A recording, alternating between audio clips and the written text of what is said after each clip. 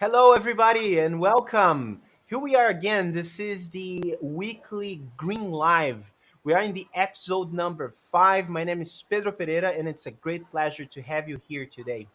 We have a packed agenda. It's going to be a very interesting conversation, starting with the topic of strategy. We'll go through reimagining strategy execution for the ESG era. And then we'll have a conversation about sustainable workplace that will help us understand how we should set up to be sustainable in our workplaces. And I have the pleasure to invite our guests and experts to the panel. Hello, Adriana, Carlos, and Stamatia. How are you doing today?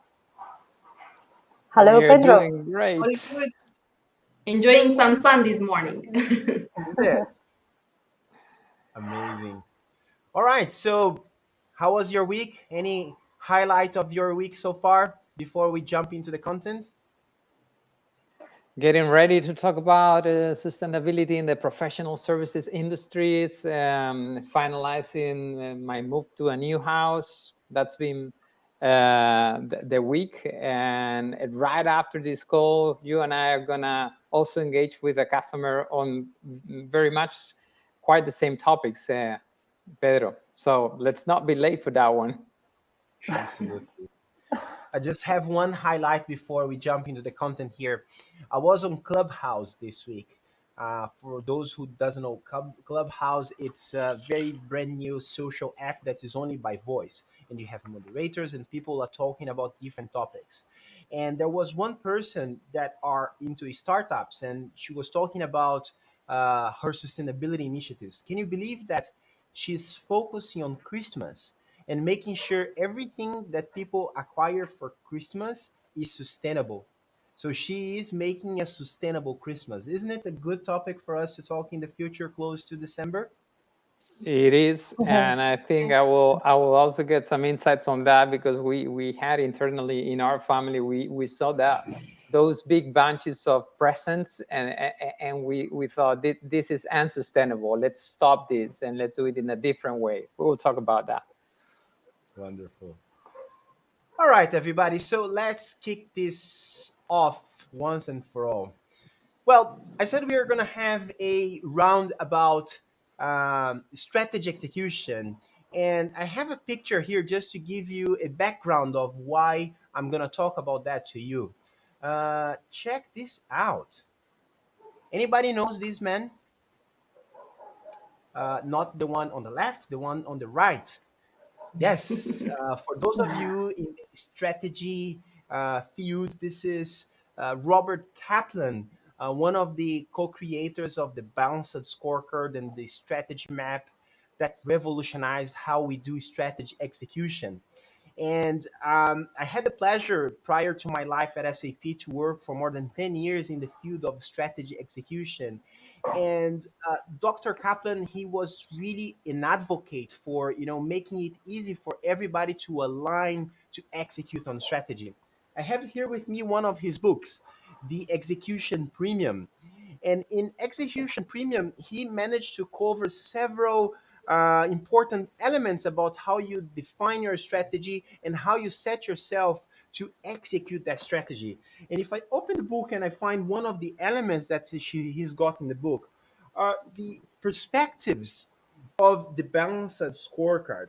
And at the top of that strategy map that comes with a scorecard is the financial perspective. So everything an organization would do that is for profit would achieve a financial perspective. Fair enough. You have to create value for the shareholders. But then for you to achieve that, you come from the bottom and you need to work on your learning and growth perspective. You need to work on your internal processes, and then you have to work on your customer perspective. And for long time, the strategy management field was impacted by the work of Dr. Kaplan and Norton. And I have here to say something very close to our heart in sustainability. And before that, I want to show you a picture. It was Valentine's this week. And while I'm showing, chocolates in front of you, and connecting that to sustainability and strategy. And I want to go back to you guys. So, anybody here, did you get chocolates for your Valentine's this week? Oh, I, yes, we did. Of course. yeah, Carlos, you're did you lucky I get didn't. chocolates to your lovely I wife? always have chocolate at home. I eat it daily, basically. Oh my gosh, you don't need a special occasion for that. No. What's the relationship between the chocolates and Dr. Kaplan? Well, let's look into a company that is actually in the value chain of chocolates. We're looking at here the strategy map for Real Cocoa. And I want to bring to the awareness of everybody what is happening here in this strategy map and what is the difference from the strategy map that we see right now from the traditional balanced scorecard movement back in the days. Well, still we have an alignment of the vision according to everything you need to achieve that vision. This is still true in the balanced scorecard era. However, when we look at that strategy map, you will find a different structure of the perspectives. And basically, what is happening here is that the strategy of this organization was designed to bring together an entire ecosystem. There are several shared values of that ecosystem that must be presented in this strategy map. And if anybody from Palladium Group is listening from now, it's like everybody, my friends from Palladium Group, it's an amazing article that they portrayed this strategy map, talking about the reimagination of the balanced scorecard for the ESG era. And I want to go back to this strategy map and just show you the key elements of it. Well, at the top of this vision, you will have them trying to be one of a kind, sustainable, and inclusive cocoa supply chain, combining multiple breakthrough innovations and disrupting this traditional cocoa paradigm. And what's interesting in the perspectives of the balanced scorecard here, that instead of focusing on the financial perspective at the top of that scorecard, they are actually looking into the triple bottom line of this organization as positive impact outcomes. Here we have a combination of business, society, and environment. So the biggest change we see in the way they are designing their strategy is that the strategy now is not there only to fulfill the requirements of the shareholders, which was the mandate for profit organizations for a long time. Now they really want to make sure they go way beyond to fulfill their purpose. And when we go a little bit down and see how they will organize in order to achieve that, everything else in the perspectives also changed, especially when it comes to the key enablers and resources.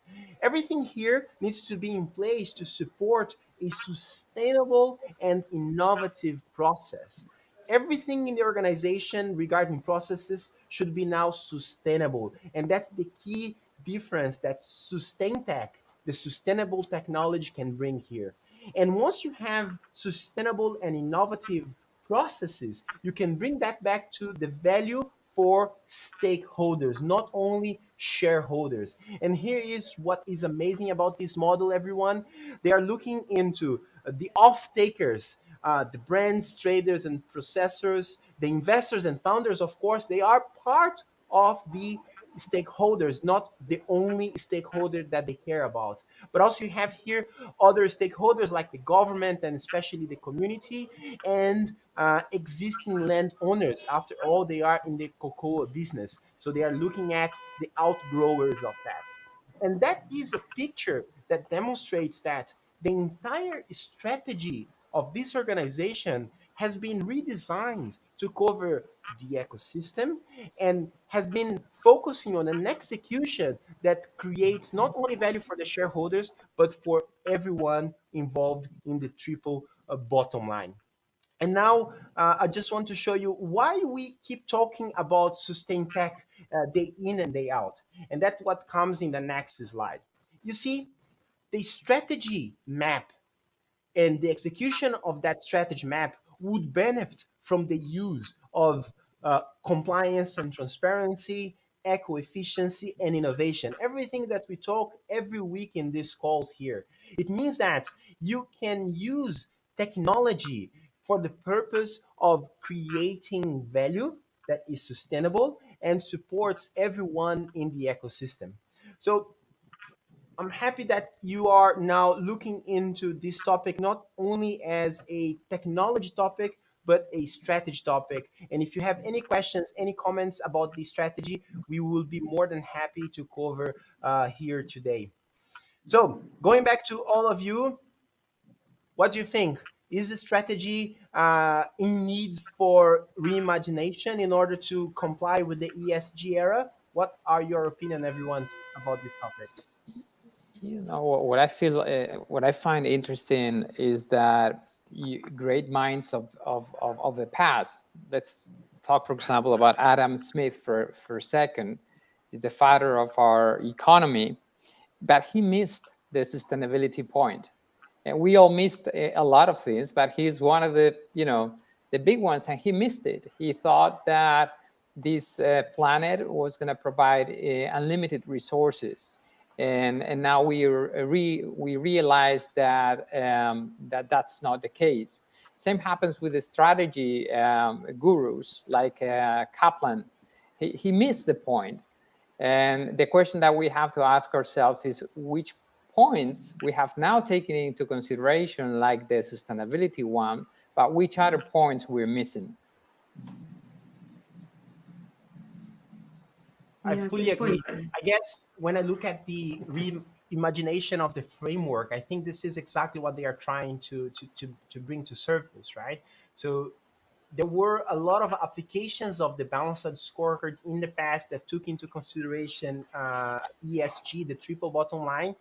But what I appreciate that they have put together in this new wave of the balanced scorecard is exactly to formalize that the perspectives of the methodology must change, right? So not only an adaptation of the original model, but a revamp, like a version 2.0 of the entire model. And that's something that I really appreciate that they have put together. And even Samar is making a comment for all of us here. Agree, shareholders uh, is a key conceptual shift, and that's exactly it, Samar. We are here because we want that shift to be crystal clear for everybody in terms of Yeah, I think the it's tools, the shareholders and strategies, stakeholders. Yeah, exactly, yeah, correct. and So what methodologies out there. Yeah. why don't we take a look now to to land these concepts at a particular industry? Let's think for a moment of the professional services industry. Sure. And let's analyze which are the different parts of that industry. I think we can complement this with an image. We have analyzed what the professional industries is all about, and how we sell and plan projects. Then we recruit the right people. Then we work and deliver those projects, and finally we have all the backbone processes, forecasting and billing. And in all that journey, we can be sustainable or not non-sustainable. So this is an industry that should not be okay with being carbon neutral, because they should be carbon negative. They should be operating in a way that they should be absorbing more greenhouse gases than emitting, because it's an industry that doesn't have production plants, doesn't have a lot of transportation, doesn't have a lot of logistics to an extent. So this is an industry where we can, choose our battles. We have low-hanging fruit to really be carbon negative and not only carbon neutral. This is the first concept that I want to introduce for the professional services industry. That should be our aim. Now, if you ask, we have identified there which are, if you click, which are the spots where we have to keep an eye on to make sure that CO2 emissions are as little possible. And if you keep on clicking, you will see that there are different places. You can ask yourself, is there any standard for this industry, something that I can compare myself with, that I can benchmark against other people? Yes, there are some standards. There's one that is very new but very complete, that is called the Nsf Nc Standard. So it's from the American National Standards Institute, and it is good because this one or any other one, it helps you measure yourself again, how you were last year, how your competitors are doing, because it helps you taking science-based actions to reduce your CO2 emissions in this industry, the professional services industry. And as you can see, the professional services industry has some weak spots where we're going to emit a lot of CO2. Let's take a look at which are those 5 main spots, and we have captured this in the picture of this hand. The first one, of course, is if you click the business traveling, and I'm gonna talk about that a little bit in detail. But business travel is responsible for around 2% of climate warming, 2%. And business travel is the main chunk of it. Business travel can be 90% responsible for 90% of the emissions of your company if your company operates in the professional services arena. So that's why we want to bring this one first, and we're going to drill a little bit deeper on this one. The next one is the emissions that the office produces because of the energy and because of the materials that office and the people in that office are consuming. That's also low-hanging fruit to make improvements, to reduce waste, to reduce the use of plastic, to reduce the use of energy, et cetera, et cetera. If we move on, we see that the third pillar is what happens now when more people are working from home. So we're switching emissions from the office to our homes, but it's still emissions. So that third element is very important. We move on now and we go to the fourth element, which is commuting, how people go to the office or also to the customer side when they have to go in the professional services arena. And when I was looking into this hand, the 5 finger is very convenient because it's other emissions. I don't like the models that have the other component because you can put whatever you want there, okay? And I was talking to the team, I said, we're missing something, and we're missing something big. And in listening to a podcast from Kate Raworth, she's the author of The Donut Economy, I just identified what we were missing in that five finger analysis, which is growth. If your professional services company, if all of us are based on growth, well, I was quoting Aidan Smith. Why are we obsessed with growth, thinking that this planet is unlimited, that resources are unlimited? That is one of the best kept secrets in CO2 emissions. Why don't we think about balance instead of growth? Why don't we think that there are other objectives that are much better than just growing? And I understand that if you are at the top of that professional services company, you're the CEO, and you have, both your stakeholders and your shareholders are asking you for growth. But I think your response has to be different, has to be in terms of balance, because we cannot grow indefinitely without continue raising our CO2 emissions. So let's take now a look into the travel, business travel. And I think I'm gonna also use some images to tell you that the first thing that you need to do when thinking about traveling is think about the whole journey, how you plan and communicate, which are your controls, your rules, your messages to employees, then how you let them shop for different options, and which are the different options that you have to embed in the process. Then the booking process, again, the information needs to be very visual for your employees to understand which are the emissions, which are the decisions, which is the effects of the decisions that they are taking. And finally, also embedded in the expense process and the analysis of everything that is happening in your traveling journey with your employees. If we move forward, we will see, and I want to give you some examples of how we provide that information to your employees. The next image gives you an example of how you have to encourage your employees to look for alternative. If you click now, Pedro, you will see that what we are trying to do is giving them alternatives. Alternatives, for example, to travel by plane and to switch that by train. And all these screens that you are looking at are Concur. So the leading solution for travels and expenses in companies. If you move forward, you will see that you can search at the same time a combination of air plus train. The emissions from the train are much, much lower. We're talking about a fifth of those that you can find in a plane. If you move, you will understand that it's not only just giving them the emission, but it's also quantifying those emissions and telling them, okay, how big is the challenge that we are creating?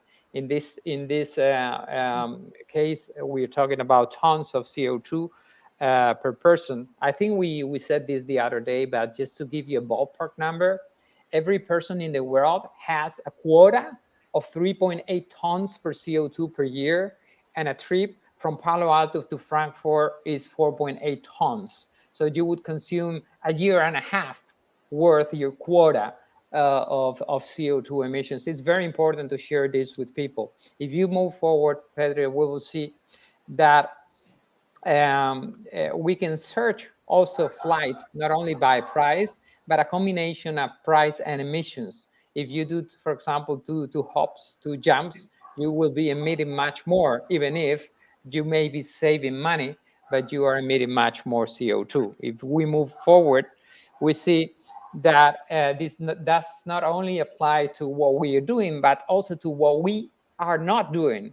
And embedded in the traveling system, you have, okay, did you consider doing a call, a conference call or a voice call? And you would be saving all this CO2, you would be saving all this money. And as we always say, this is not only about emitting less, but also saving costs and finding business opportunities for the company. I'm about to just finish with this journey about the travel and the business travel in the company, because as I said, this may be responsible for 90% of all your CO2 emissions if you're in the professional industries professional services industry. Now, to finalize, hotels, it's not only how you travel, but it's where you stay. In the next image, you can see that you can have preferred hotels depending on which is their green policy, their green rating, and all these can be reflected in your system. Last but not least, you need to understand, and in the last image we will see it, how all these carbon taxes are accounted for, and how you can track this inside the travel and expense tool, and how you can also distribute those taxes in different departments in your organization. So I hope this was not too long. I gave you a perspective of what a professional services industry can do to reduce the CO2 emissions. Carlos, this was really interesting to see all these things. One question: do you think that, except from using, let's say, Concur and similar tools, do you think that an offset would be also another option to help the companies? Yes, there are 3 steps in fighting emissions in business travel. The first one is reducing business travel. So substituting that with remote calls, etc., etc. The second one is switching from one mode to another, for example, plane to train. And the third one is offsetting. So if you don't have any other alternative and you finally have to fly, you should offset that flight. So that's the reduce, switch, and offset. Okay, of course. So and I think this is something that we do. I think I read somewhere that we are actually offsetting the traveling, that we pay a bit more like a tax just to offset this, because this is scope 3 emission, right? The business traveling. So this money gets invested for different projects around sustainability. For sustainability. Yes, it is an action that as SAP, as we are also a professional service industry, we are offsetting and will pay an amount to different sustainable organizations and corporations. And we also do the same for the company cars, because in the professional services, actually we have we refer to the travel and the commuting. And also we have a lot of salespeople, a lot of consultants, a lot of employees that are using the car to meet the customers and also commute. So we have, in some countries, we have this called the neutral fuel card, where again, we are at SAP, we pay a small amount, and then we invest that amount to a really big organization that has sustainable purpose. So we are doing for the planes and for the company cars. And are you aware? Company cars are scope 2, planes are scope 3, correct? So those are the assets that you own. Sorry, it's scope 1, while business travel is scope 3. Yes, and you have the same logic so as to cope with the different scopes. Yeah. Okay. And any other actions you remember or you have in mind in your market units that are taken for the commuting and the travel? For example, I'm aware that in Germany, and not only in Germany, in approximately 119 market units, we have the to-go application. It is share a car. Mm-hmm. And is it something that is taking place in Spain? We don't have it in Greece, unfortunately. But not that I know of, but I know to go, and that's a great way to have emissions. If two people share a trip, they're just having the emission. Yeah, of course. And also here in Italy, we have electrical cars. I think we have a couple of them that we can use, to go to the airport or, take a train. And not only bikes are also encouraged, I think, and electrical cars, especially, we are encouraged to have electrical cars, or at least hybrid. Tell us more, Stamatia. Yes, so we have the to-go in many countries. We have this to-go application to share a car. There is incentives for employees to buy electrical cars, as also Adriana mentioned. So we are there is a target, let's say, from SAP to reach out the 20% of the 20% of the cars that we have to be electrical cars. And there is in some countries that it can be used. They have a bike program, or they give discounts for employees to use the train. So there are some actions that are being taken. And I would like to share, actually, as also Carlos mentioned about the concours, how we are using the data that we are taking from concours. So we have created, let's say, a pilot. So if, Pedro, you can share a slide.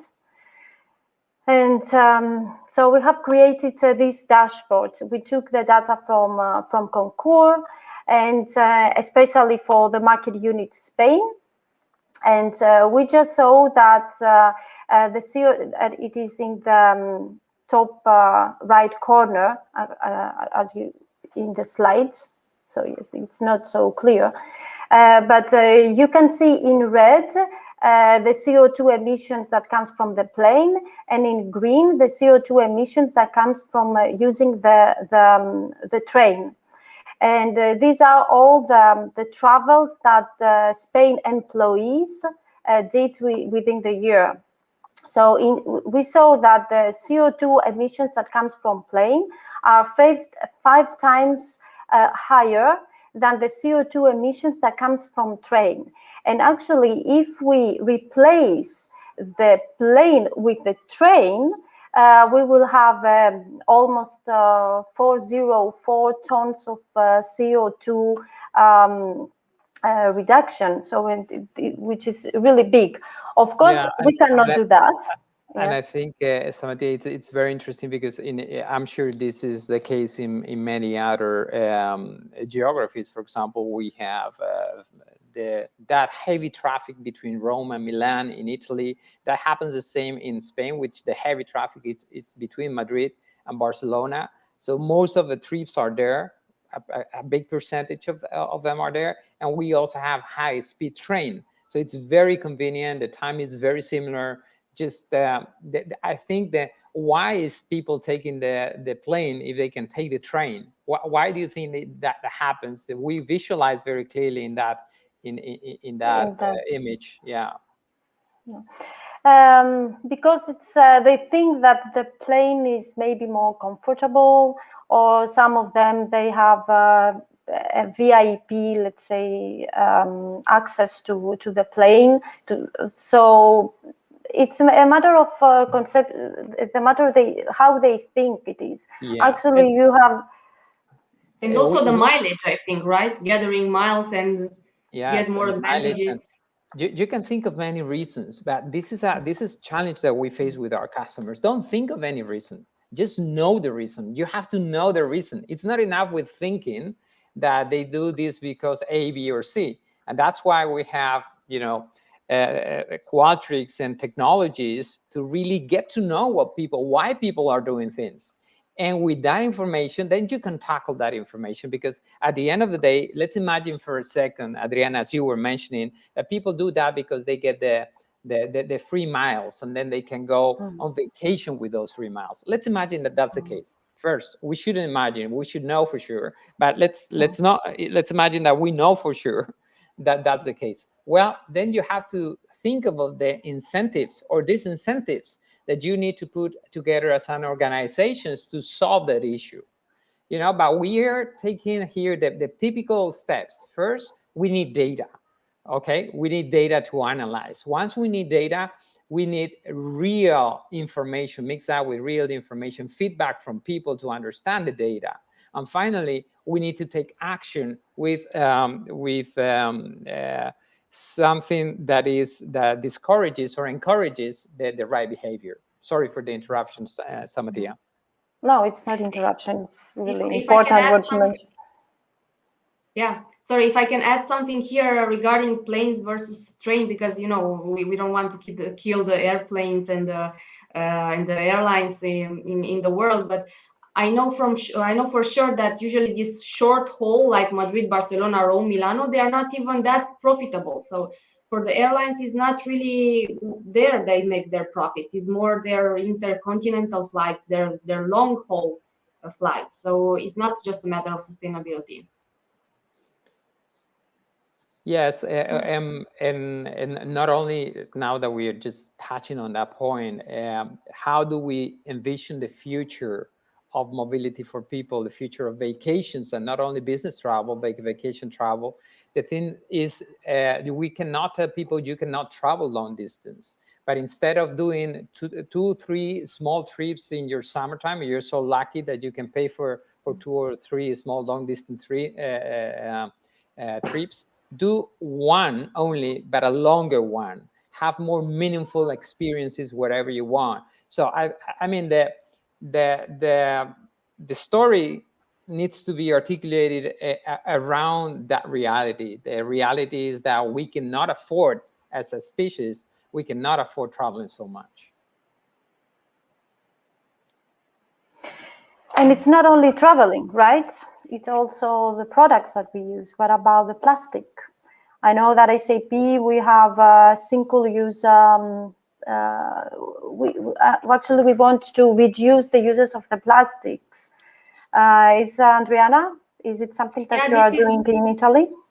Yeah, this is something that we really worked on here, and I have to say that it seems that we have reached the 100% objective of eliminating single-use plastics all over the world now. So it's really a great news. So we also worked a lot on replacing these single-use plastics. For example, even us as employees, we got these cans, you know, for drinking water. We get these bottled waters that can be reused. All the water that comes in the office, you know, for us, for visitors, comes into aluminum or organic plastic. We have something which is called organic plastic, which can be biodegradable. By the way, it's a nice thing, but it's not the best solution yet. We are still working on even better solution in order to recycle and have even less waste. And also you have to think about the food in the canteens. We were working a lot on reducing that waste, on planning better the amount of food that we should produce, and not throw away the food that remains in these cases. And also think about the coffee. People drink a lot of coffee, and you know, a cup of coffee from the plastic one, it takes like 450 years to degrade in the oceans. It's really a lot. I mean, it's not just my life, it's like 4, 5, or 6 generations to degrade and have lots of plastics in the ocean. But we're not only trying to reduce what we produce, we're also working on eliminating that from the oceans. We are involved in lots of initiatives around the ocean cleaning, because there is already a lot of plastic over there, so it will not disappear tomorrow. Like I said, it takes more than 400 years. So also this cup of coffee were replaced with compostable cups. Even the small thing that you use, you know, to put the sugar and mix your coffee, it's not anymore from plastic, it's from wood. We have water cleaning treatments, so we don't actually buy the bottled water, but use these systems. So we're really doing lots of things around cleaning supplies. Cleaning supplies are also important to take a look at. So if you want to have an holistic views, what products you use for cleaning are also very impactful, maybe impactful in the environment if they have a lot of chemicals.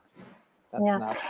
And for that, Carlos, we have the social procurement initiative, which is 5 to 5 by 2025, where we give 5% of our addressable spend to social enterprises and 5% to diverse business. Yeah, and that you touch on another key topic, which is how do you know which of your suppliers are sustainable and which ones are not? You know, professional services organizations do not buy too many raw materials, but at the end of the day, they can have a significant spend. And we have also approached some customers providing solutions with Arriba to really help them getting to know who's sustainable, who's not, how can they work on a different alternative. Yeah, that's also a great topic. So it's also not only about the plastic, like we said, it's also about the electricity, about the energy. So we are using renewable energy in all the data centers, and we are also pushing a lot to have only green external data centers, which will be more and more while we go ahead. And this is also very important. We usually buy these energy certificates, that are handled at a national level, in order to be sure that the providers from where we buy this electricity is actually green. Yeah, it's very important, but it's not. It's also compliant with all the local obligations. So we talked about plastic. And some of our customers were struggling to have an end-to-end view of energy management in their buildings. How can they really spend less? Part of our industry cloud solution, we did an agreement with Honeywell. Can you tell us a little bit about that? Adriana? Yes, sure. Pedro also has a slide on that. So we basically had this partnership with Honeywell, which actually built a solution on SAP Cloud Platform to handle the operations of buildings. So this is about productivity optimization, about real estate portfolio optimization, but also about building performance optimization and what is the experience that we have in the building. And if you go to the next slide, you can see that we measure different things in terms of business performance, of building performance. It can be about sustainability, but of course it's also around utilization, operational readiness, experience, total cost, and so on and so forth. But if you go in the sustainability score, we can see on the next slide that we are actually measuring, it's not very clear here, but I can tell you that we can measure waste, water consumption, energy consumption, all the cleaning things, and as you can see, we can do that depending on each location that we have here. It's an example from the US. So also an important topic. So definitely traveling is the first one, but also offices is the second one, especially in such large organizations that we have in professional services and also SAP, of course. Another one that we didn't touch, guys, is those workflow emails in which you ask for authorization for an employee to replace their laptop or their phone or their iPad or whatever device they want to replace. That is also an important source of CO2 emissions. So let me give you an example. To produce one laptop, you need 2,000 times the materials in terms of weight.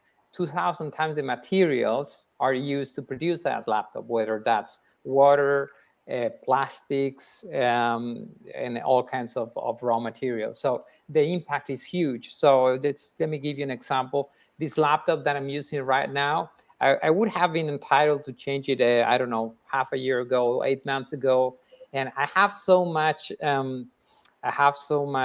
joy in not changing it, not having the latest and greatest. I don't need it. As you can see me perfectly, we can do this perfectly, and the planet cannot take it.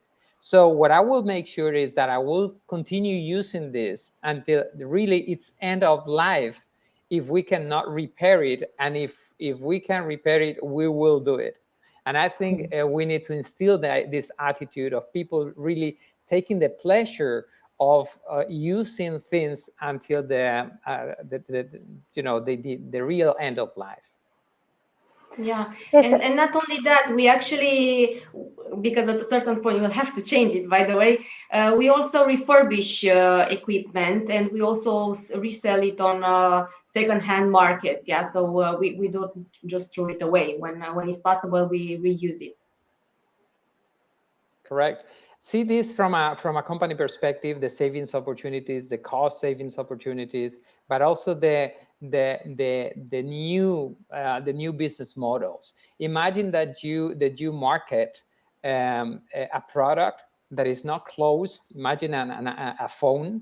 And now the message is, this phone isn't touchable. If the battery is broken, you cannot touch it. If anything's broken, you cannot open. This is forbidden for you because it's just meant to be with you for 2, 3, or 4 years. Imagine that you see the business opportunity or tell your new clientele, this is something that you can fix. This is the way to open it. This is the way to replace the battery. This is going to be for you, with you, and after you, with your son. This is going to be part of your family. And we take care of the whole cycle. We're going to be with you for many, many years to come. If someone sees that business opportunity and that's just not understand that the only way forward is give you a closed phone that you cannot touch, then we will have met the winners of the sustainability world. Awesome comment, Carlos. And something also very important is to have this awareness of the individuals, of the employees. Yeah, encourage them to have these behaviors like you, like using your laptop as much as you can, using your phone, repair it as much as you can.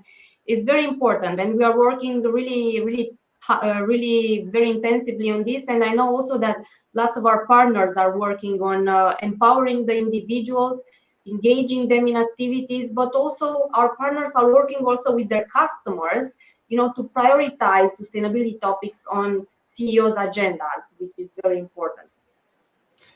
Well, from my side, I would like just to look into, the very same attitude that you, Carlos, are demonstrating for yourself when companies bring that to the business processes, right? We spoke about strategy in the beginning of this call. So how your strategy can transform your end-to-end processes. Definitely. We always talk about compliance, efficiency, and innovation. And in that innovation component is, how do I tackle new customers? How do I tell a new narrative? How do I position myself differently to my competition because of sustainability? All right. So I think it was great for the day. Nearly 1 hour of sustainability talk and action. Thank you so much, everybody. So as I always finish this, asking you a tricky question: what is in store for next week? What's your agenda of Thursday? We are ready. We are ready for that. We prefer this time. So I think we can connect it. What Carlos said, to manufacture, the products in a way that they can be reused, recycled, and so on.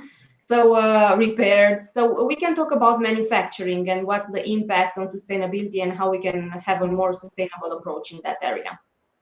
How about that? Sounds good. Wonderful, everybody. So thank you so much. And for everybody that's listening to us, thank you for your time. We are here every week on Wednesdays. So join us and let's have a conversation about how you can take sustainability to the next level and how you can apply sustainable tech or sustain tech in your business processes in order for you to be transparent, compliant, you have your eco-efficiency using sustainable practices, and finally, an inclusive innovation that follows your strategy in a much more meaningful way. Thank you very much, and I will leave you with a video of our masterclass that's coming up soon for the second edition. Check this out.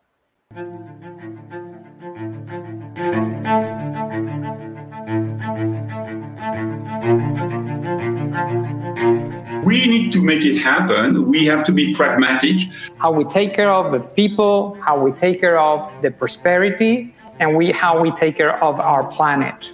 We challenge what is and we inspire what could be. To a real prosumer-centric model. We have to get involved. You have to get involved. Bartering and reusing and recycling is a whole new experience. It is not just about the scale and the financials and the feasibility. How can we bring together partners, whether they're in governments, whether they're local institutions? Delightful madness. Also, we would like to do it in a sustainable way. Talk is really cheap and action is the new currency. So we do need many more companies to set more ambitious goals, as Vivek was also talking about. At the end of the day, if you can mobilize your people, if you can create the right awareness, then you start to make an impact. Sustainable tech is within reach. You have the abilities and the capabilities to make it work. We are now in the decade of actions, such that every single product becomes an asset to the brand. It's something that requires a process, a vision, and then a cycle to put this in place. You can't have a circular economy unless you have a connected economy. It's a whole new way of looking at things. It's really a shift from setting goals according to what is possible to setting goals instead according to what is really necessary. And that the new decade of action that starts today. So we need massive actions now, and companies need to be a lead in the conversation.